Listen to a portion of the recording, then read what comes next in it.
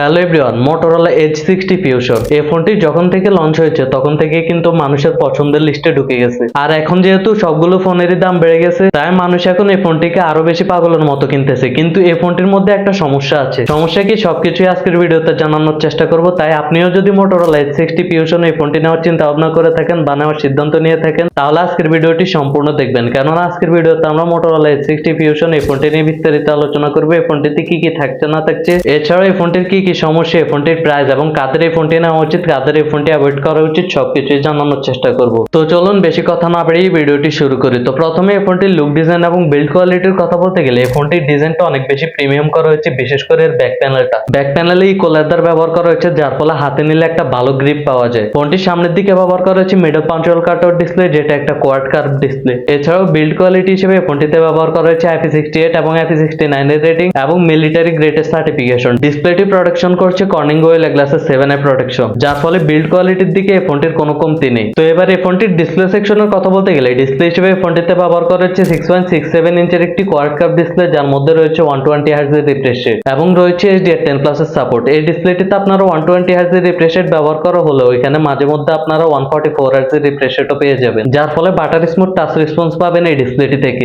এছাড়াও POLED display হওয়ার ফলে আপনারা এখানে গ্রিন লাইনের কোনো সমস্যাই হবে না। ডিসপ্লেটি এই বাজেট সেগমেন্টের মধ্যে ভালোই কালারফুল এবং আপনারা এই ডিসপ্লেটি দিয়ে যদি কন্টেন্ট ওয়াচিং করেন ভালোই মজা পাবেন। তো এবার এই ফোনটির মেইন বিষয় মানে পারফরমেন্স সেকশনের কথা বলতে গেলে এই ফোনটিতে প্রসেসর হিসেবে ব্যবহার করা হচ্ছে মিডিয়াটেকের Dimensity 7400 চিপসেট, যেটি 4 ন্যানোমিটার আর্কিটেকচারের উপর বিল্ড করে তৈরি এবং ফোনটি রান করছে Android 16। এছাড়াও এটাতে 2-3 বছরের আরো মেজর আপডেট পেয়ে যাবেন। মিডিয়াটেকের এই চিপসেটটি ব্যবহার করার ফলে ডেইলি ইউসেজের জন্য যেসব কাজবাজগুলো রয়েছে, যেমন ইউটিউব চালানো, ফেসবুক চালানো, সোশ্যাল মিডিয়া ব্রাউজিং করা, এগুলো তো খুব ইজিলি করতে পারবেনই। তার পাশাপাশি আপনারা যারা কিনা হাই গ্রাফিক্স এর গেমগুলো খেলেন, যেমন PUBG, Free Fire, Call of Duty এর মতো গেমগুলো, সেগুলো হাই সেটিংসে রান করতে পারবেন, কোনো ধরনের সমস্যাই হবে না। এই ফোনটি আপনারা কয়েকটি র্যাম রোম ভেরিয়েন্টে পেয়ে যাবেন। র্যাম পাবেন 8GB, 12GB এবং স্টোরেজ হিসেবে থাকছে 256GB এবং 512GB। তো সমস্যার কথাটা আমি শেষের দিকে বলতেছি, আগে বলি এই ফোনটির ক্যামেরা সেটআপ নিয়ে। এই ফোনটিতে ক্যামেরা হিসেবে ব্যবহার করা হচ্ছে রিয়ার প্যানেলের ডুয়াল ক্যামেরা সেটআপ, যার মধ্যে একটি হচ্ছে 50 মেগাপিক্সেলের একটি প্রাইমারি লেন্স, আরেকটি হচ্ছে 13 মেগাপিক্সেলের একটি আলট্রা ওয়াইড লেন্স এবং সামনের দিকে ব্যবহার করা হচ্ছে 32 মেগাপিক্সেলের একটি সেলফি ক্যামেরা। এই ফোনটির মেইন ক্যামেরার কোয়ালিটি খুবই ভালো। এই বাজেট সেগমেন্টের যেসব ফোনগুলো রয়েছে সেগুলোকে অবশ্যই টক্কর দিতে পারবে। এছাড়াও সেলফি ক্যামেরাটি দিয়েও আপনারা এই বাজেট সেগমেন্টের মধ্যে ভালো কোয়ালিটির ছবি এবং ভিডিও পেয়ে যাবেন। এই ফোনটির মেইন ক্যামেরা দিয়ে আপনারা সর্বোচ্চ ভিডিও রেকর্ড করতে পারবেন 4K 60 fps এবং সামনের ক্যামেরা দিয়ে সর্বোচ্চ ভিডিও রেকর্ড করতে পারবেন 4K 30 fps। তো এবার এই ফোনটির ব্যাটারি সেটআপের কথা বলতে গেলে এই ফোনটিতে ব্যাটারি হিসেবে ব্যবহার করা হচ্ছে 5500 mAh এর একটি ব্যাটারি এবং সাথে বক্সে পেয়ে যাবেন 68 ওয়াটের একটি ফাস্ট চার্জার, যার ফলে আপনারা যারা লং টাইম ধরে গেমিং করবেন, গেমিং এর সময় কোনো ধরনের ব্যাটারি ব্যাকআপ নিয়ে চিন্তা করতে হবে না। তো সবকিছুই তো ভালো বললাম, কিন্তু আসলে এই ফোনটির খারাপ দিক কি? খারাপ দিক হচ্ছে আসলে এই ফোনটির নেটওয়ার্ক ইস্যু।